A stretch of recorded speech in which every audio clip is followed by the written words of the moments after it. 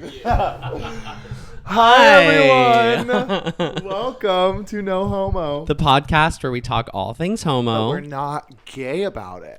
Right. Not gay at all. Not at all. Okay, Hi. wait. Oh, no. Again. Do it again. One more intro, because I forgot we have to say our names. Oh, wait. Sorry. I was about to jump right in. I was ready. Here we go.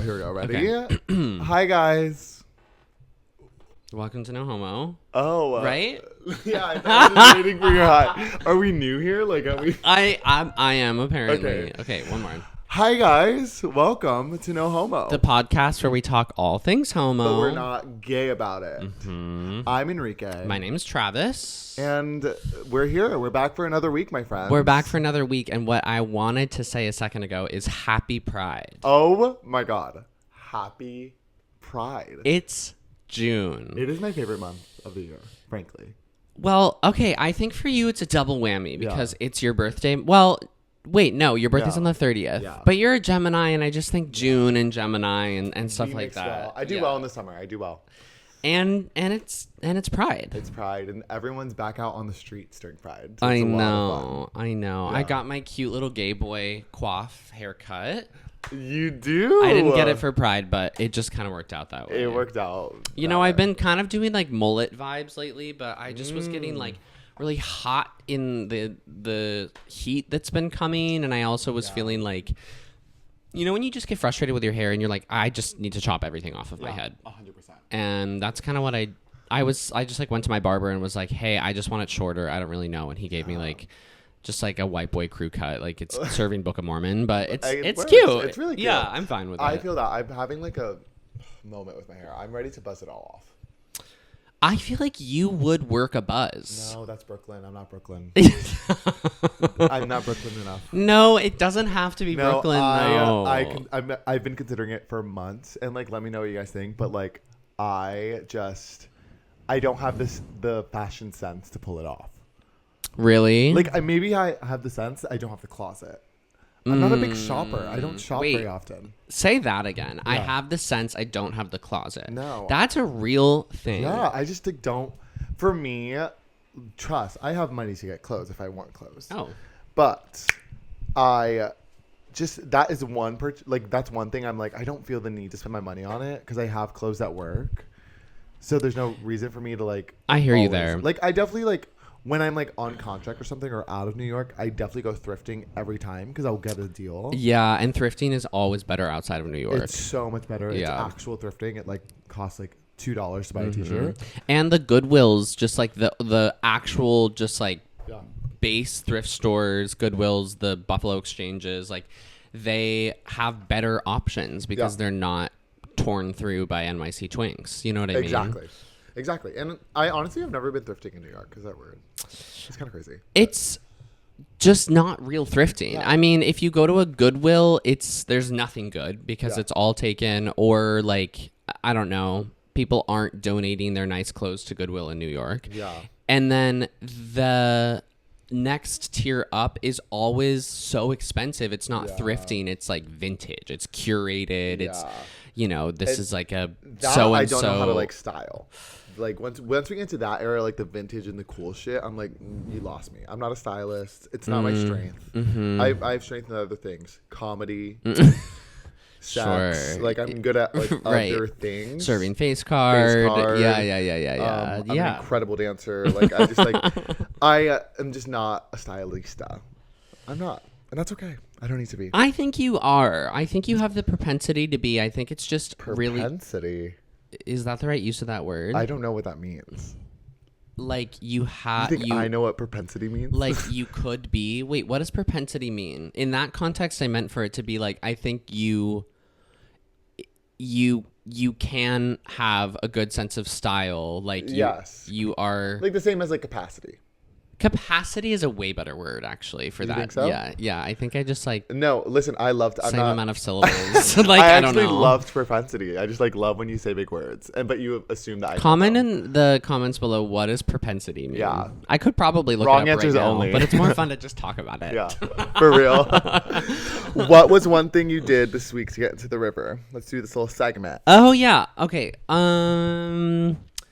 One thing I did this week to get into the river was I got an MRI. Like, not very exciting, but... Ooh, and what did they find, girl? Nothing. How many polyps? An MRI of the whole. An MRI of the Title whole, girl. of my memoir. Yeah, how many Hemis did they see in the MRI? How dare you? Are they like road bumps? No! I don't have any, thank you very much. Never have, actually. A Hemi? Yeah. I've had a Hemi. I've had the beginnings of one, but I caught it. You caught it. Like, I think I had the symptoms, and then I took care of what needed to be taken care of, I feel like, and then it went away. Yeah, but the MRI was good. Like, everything. It was good that it didn't show anything. So I feel like I talked about this on the last episode, but I have like kind of a groin hip injury thing that I've been dealing with forever, and I got an MRI of my leg to show my like groin. Careful. Oh my God. Girl, eyes up here, folks. Right. And it just showed like I have like some abnormalities in my hip that most people who like have danced have. Like, it's not anything new. Trust, don't I know? You know my hip. Like, they were like, yeah, you don't have like the most perfect hips. Like, you clearly have like done some wear and tear, but like nothing that should be causing you actually anything serious. Good. But it also, I haven't had my follow-up yet, but they send you like the report. This is boring. Anyway, they didn't find anything, which is good because it's like, yay, I'm not injured. But it's also kind of like, well, then why is there pain? Why can't I stretch? What's going on? Like, I still don't really have an answer, which is frustrating. Right. But I guess I'm in the river trying to find the answer. That's great. Thanks. That's a good reason to be in the river. Sure. Yeah. Not the best, most exciting. I feel like there's probably something else I mean, we can't like be like crazy every like week. You're right. Like, you're so right. You have to dip your toe in the river when you can. Mm-hmm. Like, you have to take a break sometimes. You do. Yeah. You do. What about you? Mine's the same. Mine's like physical therapy. I've been doing physical therapy and it's been great. When did this become like the geriatric podcast? I have a shoulder injury. I have a hip injury. My hip, my shoulder, my legs. And my hip, I injured it like a couple years ago when I did a chorus line, the musicale. And easy one to get injured doing. Yeah. My sciatic nerve, man. And I just kind of like didn't take care of her for a couple of years, like maybe 3. And so now we're doing the care that we need to. Good. And it's great. Good. It's awesome. Okay, good. Well, we're fixing our bodies. We're folks. fixing our bodies. Theme of Pride Month is fixing your body. Yeah, girl, get that shit tight. Right. While we're on these some streets. Of y'all just won't ever achieve that. But. Yeah, 100%. All right, what are we talking about today, Trav? Today we are talking about the Bible. What was that? Sorry, 1 second, guys. That? Oh my God. We are talking about the Bible, the Holy Bible app, girl. Also known as Grindr. Grindr. We in our little friend group like to call it the Bible, courtesy of Miss Enrique herself. And she's been brought up plenty of times already on the pod, but I feel like we just, need an episode to really moment. Put a spotlight on her. Because raise your hand if you have Grindr. Us when we don't raise our hands. Like, everyone has it. And like we all use it. It is an experience that everyone needs to go through. It's sort of a rite of passage. It's a rite of passage. And sometimes you don't make it through the passage. Yeah. For those of you who don't know what Grindr is, which is, first of all, are you living under a rock if you don't? But Grindr is a gay dating app, but I think it is advertised as a gay hookup app. Or at least originally, I believe that's how it was advertised. Yeah, it's sorted by distance, so like since I'm so old, I remember when it came out. Yeah. Actually, I don't remember when it came out, but I don't think it was long before I was like 18 and Yeah. Anyway, it's it's based off distance, so pretty much like you open up your app and it shows you other gays in your immediate area. And in a grid.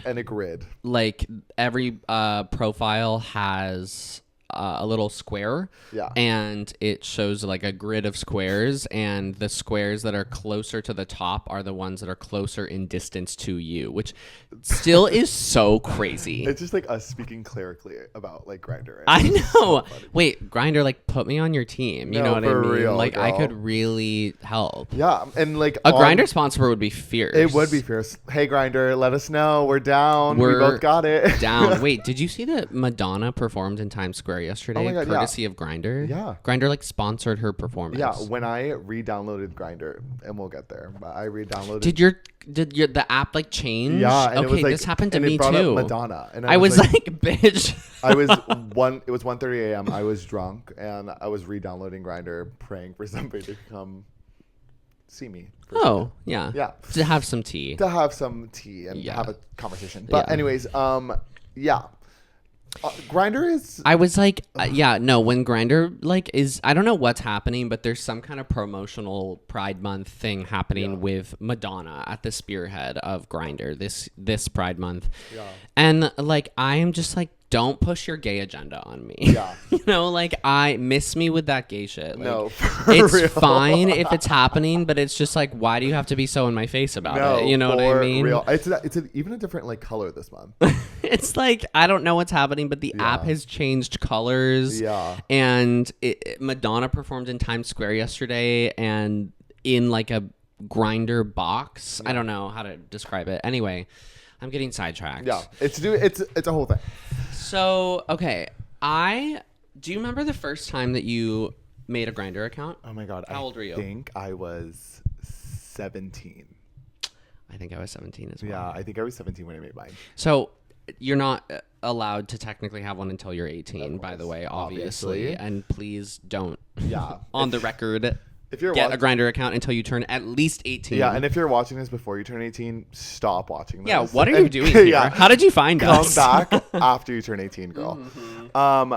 Yeah, so I downloaded mine when I was like 17. Mind you, like I knew nothing about like, I had experiences with boys, but like I still was like a baby.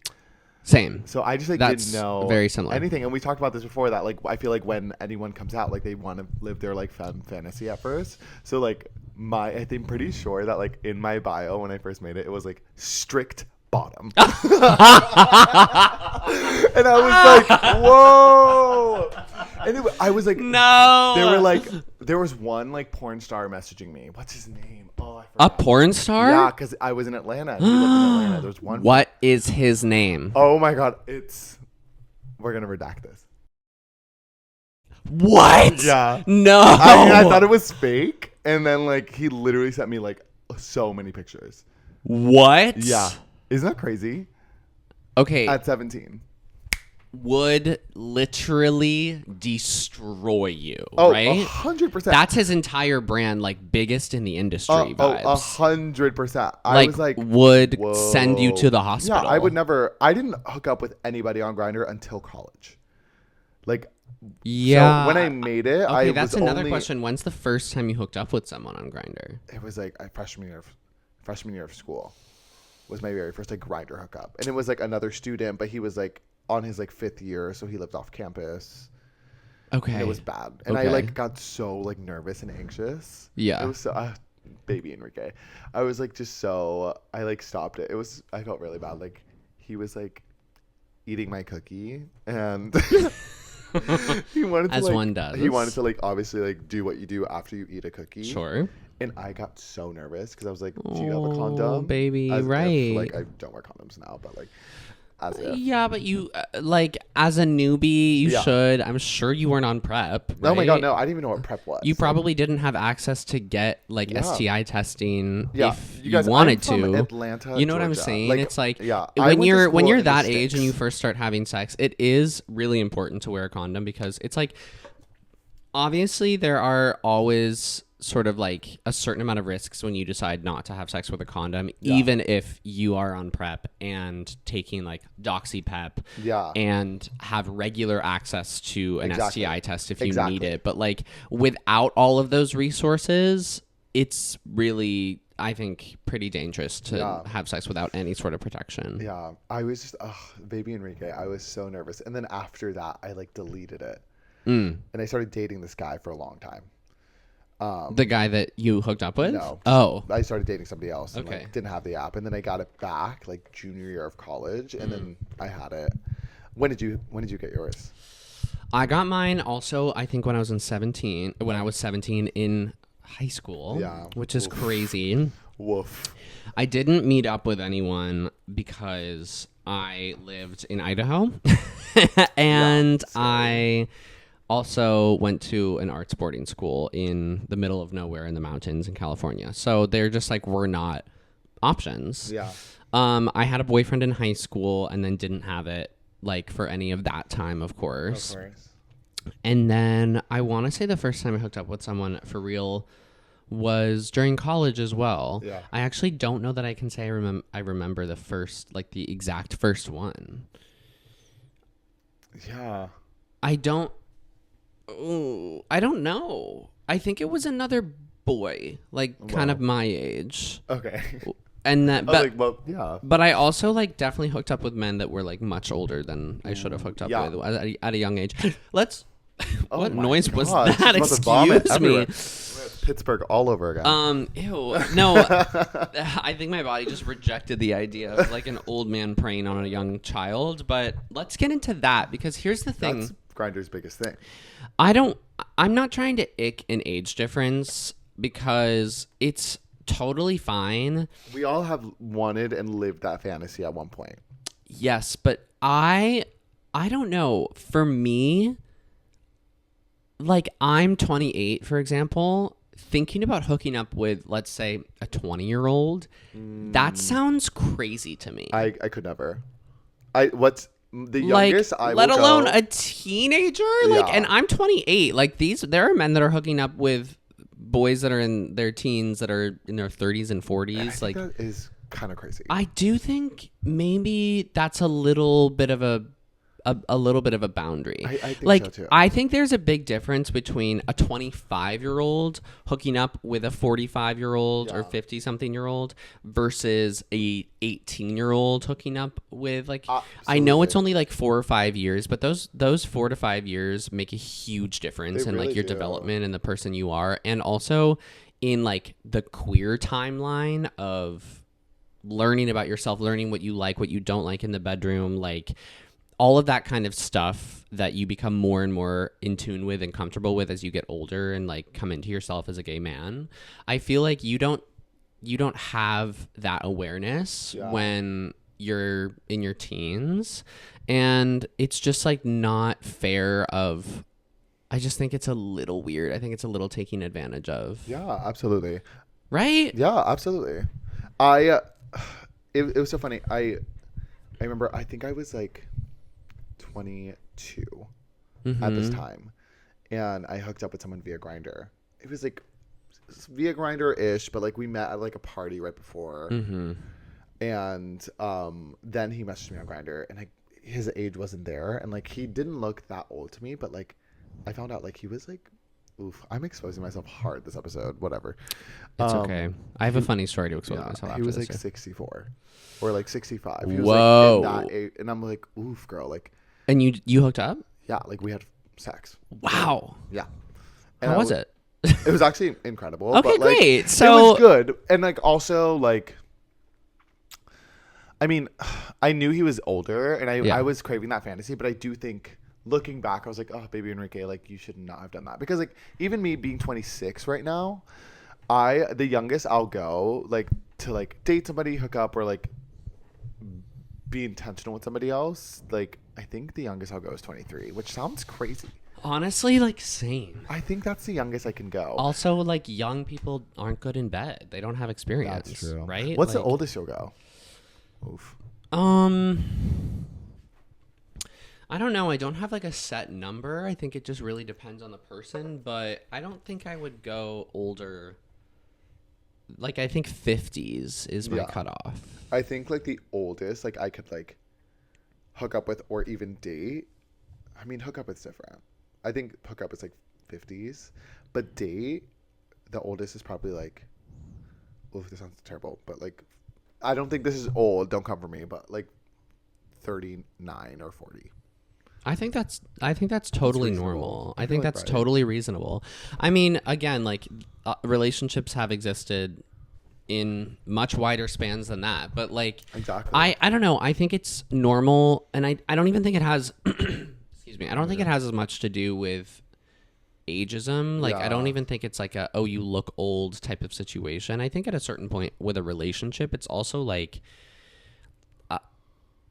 there's a certain amount of shared experience having grown up within the same decade or so with your partner. Yeah. You know what I mean? Like Absolutely. having the same cultural references, having grown up watching the same TV shows, reading the same books, listening to the same music. Like, you know what I mean? Like there can obviously be a spectrum of difference between all of those things, and those aren't the important parts of a relationship necessarily.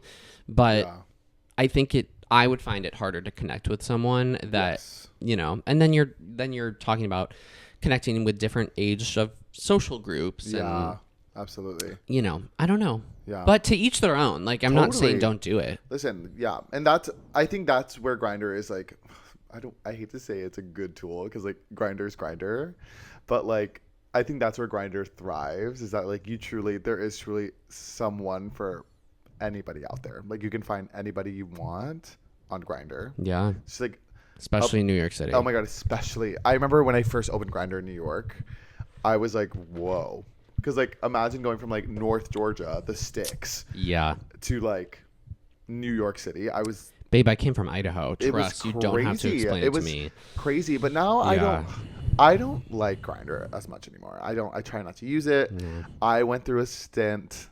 I was Grindr free for about a month and some change. And like I said 10 seconds ago, I recently broke my sobriety. And well, it really is designed, me asking for a Grindr sponsor and now I'm about to shit talk it. It really is designed to get you addicted to it. Yeah, I mean, the reason I deleted it wasn't because I was like hooking up with a bunch of people. Like I truly like didn't really hook up that often with people on Grindr.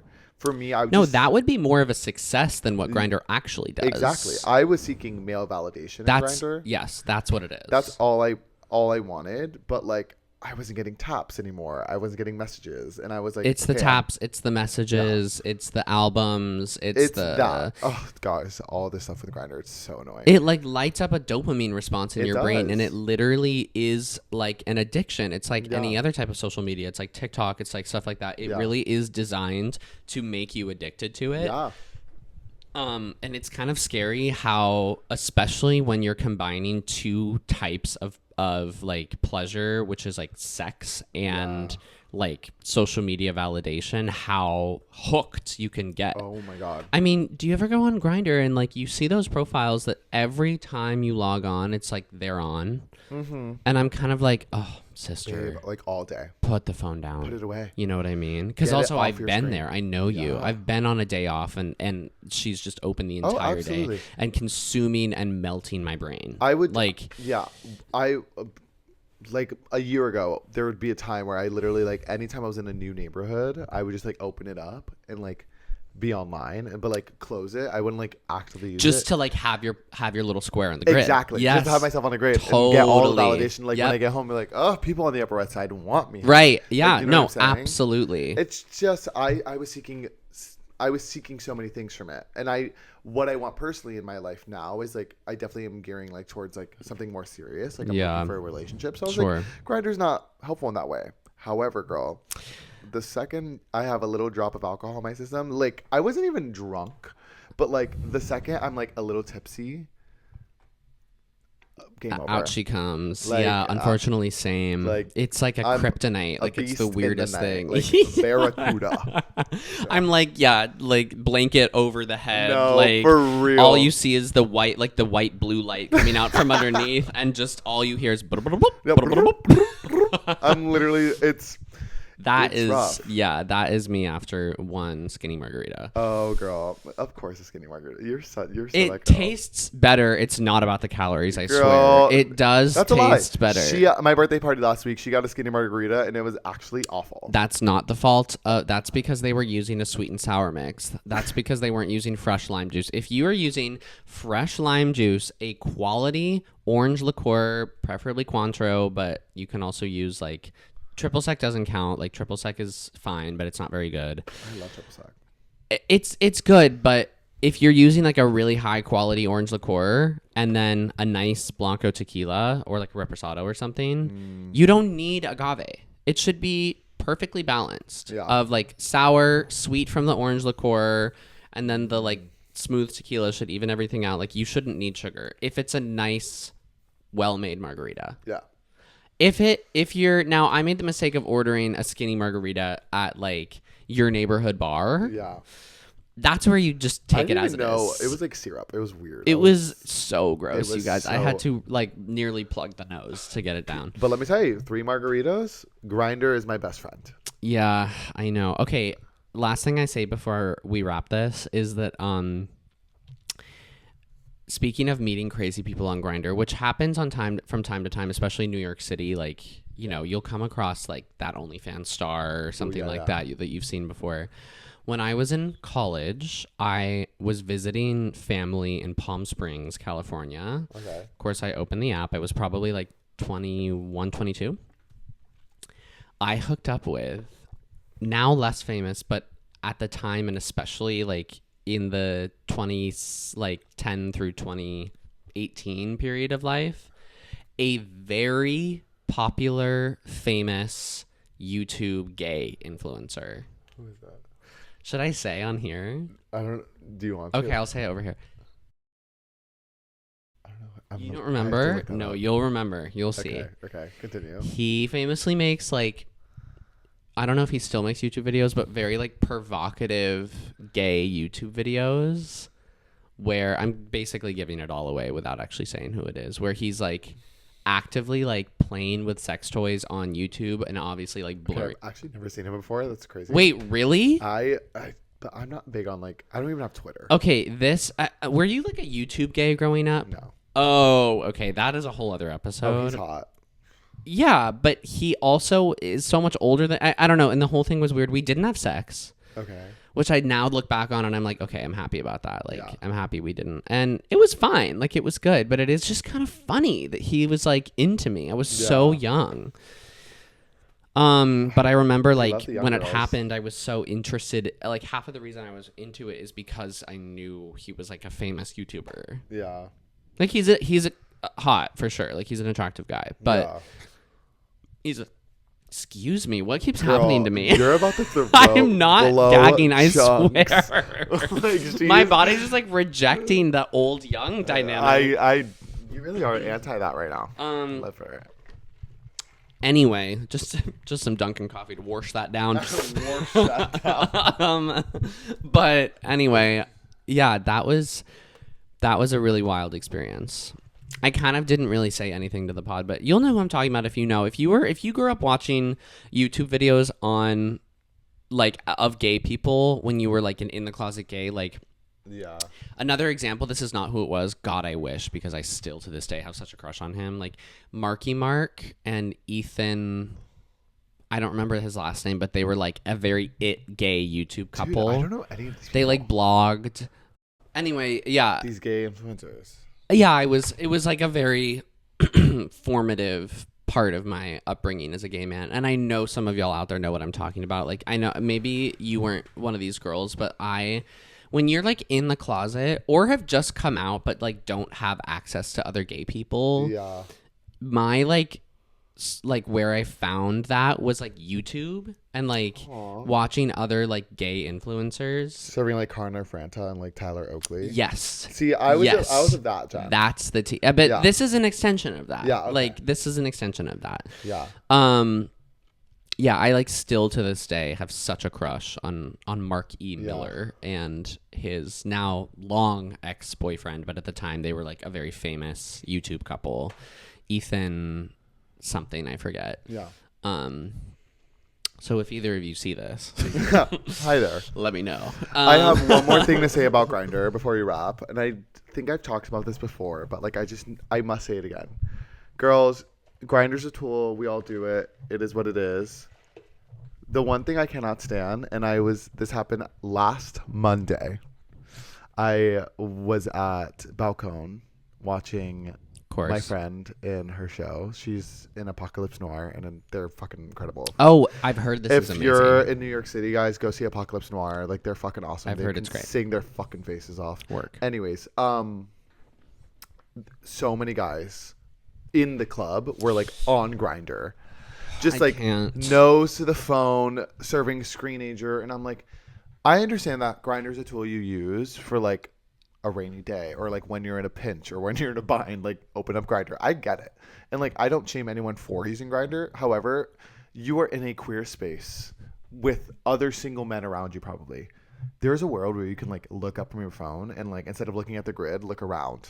Do you know what I'm saying? Yes. You're making it actually harder for yourself. So much harder. If you find someone on Grindr that you like while you're in the club, you're doing a like, hi, are you like, hey, what's up? You have to get the small talk out of the way. And then it's like, oh, are you at so-and-so? I see that you're close by. Yeah. And then it's like, oh, yeah. And then it's like, and then like, what are the chances that you actually end up meeting this person? Exactly. And like, also, what are you gonna be creepy? Be like, are you the one in like the blue shirt? That's even and, like, weirder. The glasses? Like, that is way creepier than just going up to them exactly. in and starting a IRL and being like, hey, I think you're cute. Can I Yeah. buy you a drink? Just starting. What happened to that? Exactly. I just feel like, although like Grindr is a tool that like we all use and it's like, it's beneficial for certain reasons, I do think it kind of disconnects us from like the idea of like in-person connection. And I think that's why like people are so afraid and like scared to go up to somebody and like be forward in that way. I know. And we see it less and less every day. Like gays aren't talking to each other because like they have Grindr. They're like, well, if I can't talk to him now, I'll just like see if he's online later. I know. And You it's know? also, I think, a big reason why gays struggle with having gay friendships, too. Because a lot of the time, the way that you meet these people to become friends with, unless you're someone like us that, like, is in theater or, like, in an art form or a career that actively has a lot of queer people in it, the way that you meet other queer people is by going to queer spaces and, like, meeting friends or lovers or both or whatever. Yeah. But I think a lot of gay men have less community than, I mean, I don't know for sure, but I just get the feeling that it's less common than it used to be because of like Grindr. Because you don't have to go to the club anymore. You have fucking Uber Eats for hookups nowadays. So it's like, period. you know what I mean? Yeah, 100%. So you can just order in and then you don't have to go out and actually meet people, in which you might meet someone to hook up with or whatever, but you also might meet friends and you might make community. Yeah. It's Pride Month. Let's make community. Exactly. Put the phone down, girls. And another thing, don't get mad if someone doesn't respond to you. We talked about this last week. If you get like offended, like being like no response, that's weird. It's weird. No one owes you shit on Grindr. It's Grindr. Grindr's so unserious.